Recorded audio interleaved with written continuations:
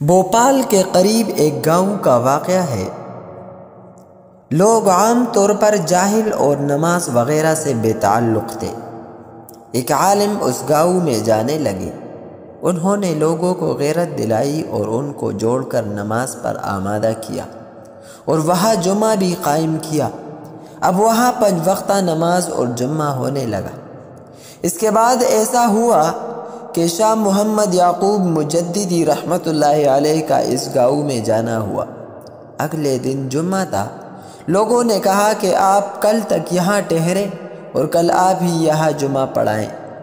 حضرت شاہ صاحب کی نظر مسئلہ پر گر گئی۔ انہوں نے کہا کہ ایسے چھوٹے گاؤں میں مسئلہ کی روح سے جمعہ کی نماز جائز نہیں۔ یہ کہہ کر وہ شہر واپس آ گئے تاکہ یہاں جمعہ کی نماز ادا کر سکیں۔ اس کے بعد مذکورہ عالم کا اس گاؤں میں جانا ہوا۔ انہوں نے دیکھا کہ وہاں نماز کا نظام ٹوٹ گیا ہے۔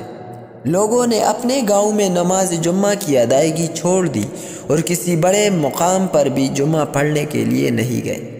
لوگوں نے شکایت کی کہ آپ نے یہاں جمعہ قائم کر دیا اور حضرت پیر صاحب آئے تھے تو انہوں نے بتایا کہ اس گاؤں میں جمعہ کی نماز جائز ہی نہیں، چنانچہ ہم نے جمعہ پڑھنا چھوڑ دیا۔ مذکورہ عالم یہ صورتحال دیکھ کر بہت پریشان ہوئے اور فوراً روانہ ہو کر حضرت شاہ صاحب کے پاس پہنچے۔ انہوں نے حضرت شاہ صاحب سے پوچھا کہ کیا آپ نے گاؤں والوں سے یہ کہا ہے کہ یہاں جمعہ کی نماز جائز نہیں؟ حضرت شاہ صاحب نے کہا ہاں میں نے کہا ہے اور مسئلہ تو یہی ہے۔ مذکورہ عالم نے کہا کہ حضرت آپ درست فرماتے ہیں، مگر صورتحال یہ ہے کہ اس گاؤں کے لوگ یہاں نماز چھوڑے ہوئے تھے۔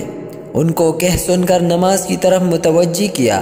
شرائط جمعہ کے مسائل اپنی جگہ صحیح ہیں، مگر ابھی ان لوگوں میں اتنی رغبت نہیں کہ وہ جمعہ کی خاطر سفر کر کے باہر جائے اور مرکزی مقام پر جمعہ کی نماز ادا کرے۔ ان کے مزاج کی رعایت کرتے ہوئے میں نے وہاں جمعہ کی نماز شروع کر دی تاکہ کسی طرح وہ عادی ہو جائے۔ حضرت شاہ محمد یعقوب مجددی نے یہ سنا تو فرمایا کہ آپ بالکل صحیح کہتے ہیں، مجھ سے غلطی ہو گئی۔ اس کے بعد اگلے جمعے کو وہ دوبارہ گاؤں میں گئے اور لوگوں سے کہا کہ مذکورہ عالم کا جمعہ قائم کرنا بالکل صحیح تھا۔ اصل یہ ہے کہ میں نے متن دیکھا تھا، حاشیہ نہیں دیکھا۔ حاشیہ میں وہ مسئلہ موجود ہے جو مولوی صاحب نے تم لوگوں کو بتایا۔ اب تم لوگ پہلے کی طرح یہاں نماز جمعہ ادا کرو۔